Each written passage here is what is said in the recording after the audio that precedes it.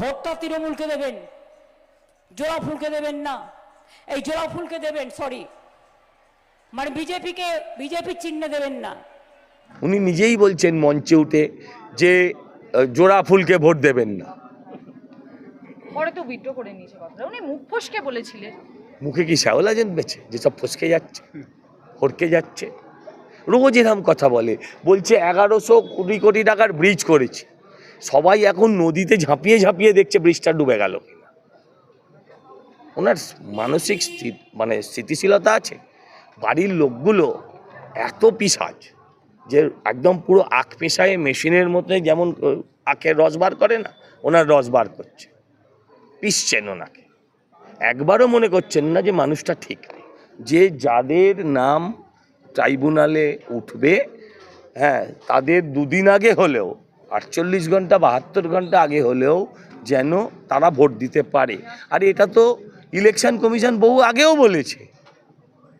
এতে কি যে উনি জিতলেন, কোনখানে যে হাসতে হবে, কোনখানে যে তালি বাজাতে হবে, মমতা ব্যানার্জির কথায় যতক্ষণ না উনি বলে দেন যে এবার তালি বাজাও, এবার হাসো, ততক্ষণ আমরা বুঝতে পারি। উনি চান যে আমি সাপ হয়ে দংশাবো, ওঝা হয়ে ঝাড়বো।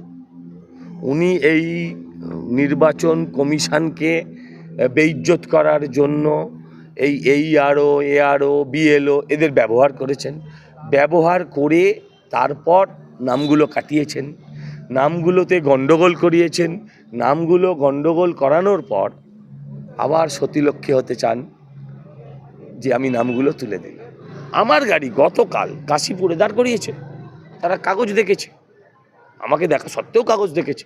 তো তৃণমূলের সবাই চোর, তো অভিষেক বন্দ্যোপাধ্যায়ের গাড়িটা সার্চ করা আমার মনে হয় খুব জরুরি। অভিষেক ব্যানার্জি উনি তো সব চুরির সাথে যুক্ত, তাই ওনার গাড়ি সার্চ করার কথা বলেছেন। মুখ্যমন্ত্রীর গাড়ি তো চেক করা যেতেই পারে, কারণ আইপ্যাকের তো অতগুলো ফাইল নিয়ে পালিয়েছিল। অভিষেক ভাই বলেও সার্চ করুক আমার গাড়িটাকে, বলছে না কেন উনি এখন অবধি? নিশ্চয়ই উনি দোষী। বান্ডল তো জ্বালার পরে লাগায় আমি শুনেছি, বান্ডল লাগিয়ে জ্বালিয়ে দেবে। লোকে তো বলে কেরোসিন তেল ঢেলে জ্বালিয়ে দেবো, পেট্রোল দিয়ে জ্বালিয়ে দেবো। বার্নল লাগিয়ে চালাবে। আর কত জ্বালাবে মা? লেখাপড়া করে যে অনাহারে মরেছে। হীরক রানীর রাজত্বে এটাই হচ্ছে হীরক রাজার স্লোগান। কেউ দাড়ি কামিয়ে দিচ্ছে, কেউ রান্না করে দিচ্ছে, রাহুল গান্ধী পুকুরে ঝাঁপ মারছে। হ্যাঁ, ওনারও মনে হয়েছে আমার ভাইরাল হতে হবে। তা গামলা নিয়ে তো ভাইরাল হচ্ছিলেন। গামলা থেকে বার করতে ভাবলেন যদি একটু নেচে কুঁদে কিছু করা যায়। আপনি যেখানটায় দাঁড়িয়ে রয়েছেন বনহুগলি হাই স্কুল, পিছনে আর একটা স্কুল, দুটো স্কুলই বন্ধ। তাতে কি হয়েছে? বুথ হয়তো ভোটের জন্য স্কুল, শুধু ভোট হবে, স্কুলে ভোট হবে আর কিছু না। হ্যাঁ, সারা বছর মিড ডে মিল, স্কুলে বাচ্চাদের পড়াশোনা কিচ্ছু হবে না। কি দরকার? পড়াশোনা করে, লেখাপড়া করে যে অনাহারে মরেছে। হীরক রানীর রাজত্বে এটাই হচ্ছে হীরক রাজার স্লোগান। যাক, হামলার জয় তো আর হয়নি। এগুলো খ্যাপা মতন প্রশ্নের এতে কিচ্ছু যায় আসে না। আমরা চাই প্রকৃত যারা ভোটার, আসলে এখান থেকেও উনি রাজনীতি চাইছেন। উনি চান যে আমি সাপ হয়ে দংশাবো, ওঝা হয়ে ঝাড়বো। উনি এই নির্বাচন কমিশনকে বেইজ্জত করার জন্য এই আরও বিএলও এদের ব্যবহার করেছেন। ব্যবহার করে তারপর নামগুলো কাটিয়েছেন, নামগুলোতে গণ্ডগোল করিয়েছেন। নামগুলো গণ্ডগোল করানোর পর আবার সতীলক্ষ্মী হতে চান যে আমি নামগুলো তুলে দিই। এটা নির্বাচন কমিশন অনেক আগেই জানিয়েছে। বার্নল লাগিয়ে জ্বালিয়ে দেবো সব, হিম্মত থাকলে সামনে এসে দাঁড়াও। বান্ডল তো জ্বালার পরে লাগায় আমি শুনেছি, বান্ডল লাগিয়ে জ্বালিয়ে দেবে। লোকে তো বলে কেরোসিন তেল ঢেলে জ্বালিয়ে দেবো, পেট্রোল দিয়ে জ্বালিয়ে দেবো। বার্নল লাগিয়ে চালাবে। আর কত জ্বালাবে মা? আর কত জ্বালাবে? ব্রিজটা খুঁজে পেয়েছে। উনি নিজেই বলছেন মঞ্চে উঠে যে জোড়া ফুলকে ভোট দেবেন না। পরে তো উইথড্র করে নিয়েছে কথাটা, উনি মুখ ফসকে বলেছিলেন।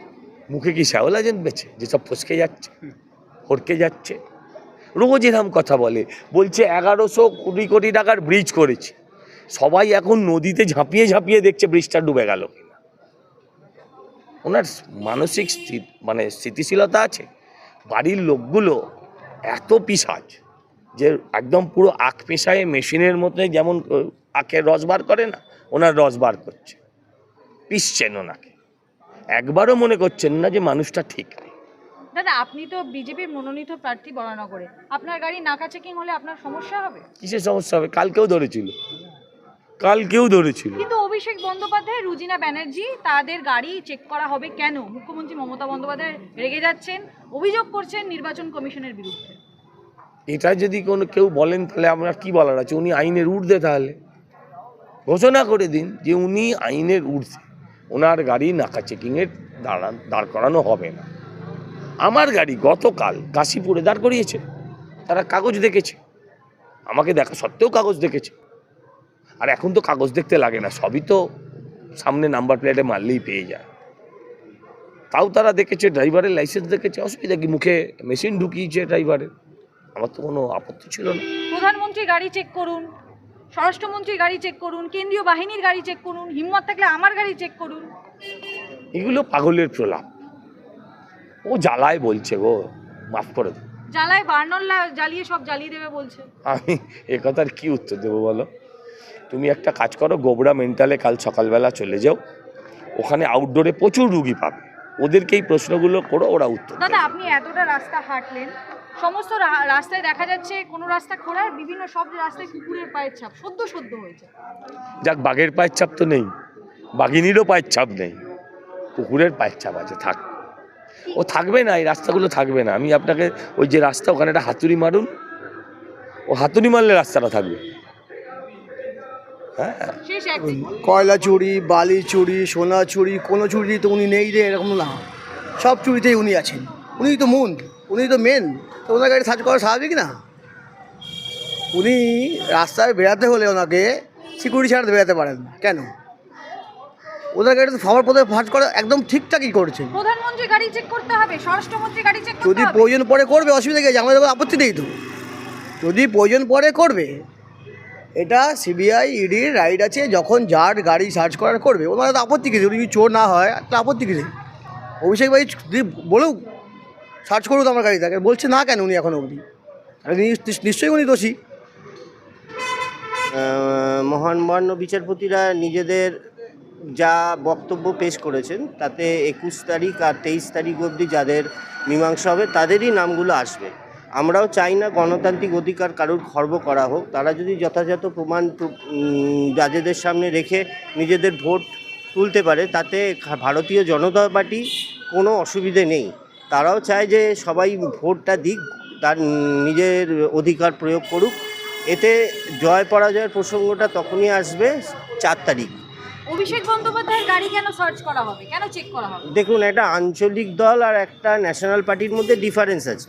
সর্বভারতীয়, তৃণমূল সর্বভারতীয় দল, সেটা ওনাদের ইচ্ছে মতো যে নিজেকে খুশি করতে পারে, কিন্তু আমরা যেটা জানি সেটাই। সর্বভারতীয় বলা তাদের ইচ্ছের মতো বলতেই পারে। অল ইন্ডিয়া ট্রাকের গায়েও লেখা থাকে। তৃণমূল তো চোর, তৃণমূলের মানে সব যতই এই যে পার্থ চ্যাটার্জি চোর, 100 কোটি টাকা খাটের নিচে থেকে পাওয়া গেল, 50 কোটি টাকা পাওয়া গেল, ঠিক আছে? তো তৃণমূলের সবাই চোর। তো অভিষেক বন্দ্যোপাধ্যায়ের গাড়িটা সার্চ করা আমার মনে হয় খুব জরুরি, কারণ প্রধানমন্ত্রী গাড়ি কেন সার্চ করা হবে না? ক্ষমতা থাকলে আমার গাড়ি সার্চ করো, মুখ্যমন্ত্রী বলছে। থাকলে আমার গাড়ি, এবার দেখুন মুখ্যমন্ত্রীরটাও চেক করাবে। তো দেখুন, ভারতীয় জনতা পার্টির যদি প্রধানমন্ত্রীর গাড়ি চেক করা, তাতে তো কোনো অসুবিধা নেই, তার গাড়িটাও চেক করা হোক, প্রমাণ হয়ে যাবে যে সে তো কিছু করছে না। এবার মুখ্যমন্ত্রীর গাড়ি তো চেক করা যেতেই পারে, কারণ আইপ্যাকের তো অতগুলো ফাইল নিয়ে পালিয়েছিল। যখন একটা রিপোর্টার তাকে জিজ্ঞেস করে বিজেপির দালাল বলে, তিনি চিল্লিয়ে ওঠেন। কেন ওঠেন? কারণ তিনি জানেন যে তিনি চুরি করতে পারেন এবং তিনি চুরি করেন। তাই আজকে ট্রাইব্যুনালের যে রায় আমরা দেখতে পাচ্ছি, তিনি বলছে আই এম ভেরি হ্যাপি। তিনি কালো শাল জড়িয়ে গেছিলেন, কি জয় করে আনলেন? তৃণমূলের কী বা জয় হলো? দেখো, যদি 21 আর 23 বছরের ভোটাররা যদি ভোট না দিতে পারে, এতে মুখ্যমন্ত্রীর খুশি হওয়ার বিষয় না, এটা লজ্জা হওয়ার বিষয়। আর উনি তো খুশি হবেন, কারণ এটা হচ্ছে তরুণ প্রজন্ম। এই প্রজন্মের ছেলেমেয়েরা বিজেপিকে সাপোর্ট করছেন, উনি বেশি জানেন। উনি জানেন যে এই প্রজন্মের ছেলেমেয়েরা বিজেপিকে সাপোর্ট করছে, এটা ভোট দিলে বিজেপির একটা ভালো আরও বেশি ফলাফল হবে।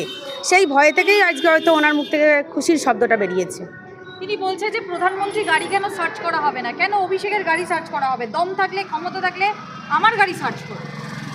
করুক, ওনারও গাড়ি সার্চ করা হোক। আর অভিষেক ব্যানার্জি উনি তো সব চুরির সাথে যুক্ত, তাই ওনার গাড়ি সার্চ করার কথা বলেছেন। মুখ্যমন্ত্রীর মুখ থেকে এইসব কথাবার্তা শুনতে ভালো লাগে না। উনি একটা রাজ্যের মুখ্যমন্ত্রী, উনি কোথায় রাজ্যের কিভাবে উন্নয়ন হবে সেই বিষয়ে কথা না বলে উনি ওনার ভাইপোকে বাঁচানোর জন্য এইসব কথাবার্তা আর ভালো লাগে না।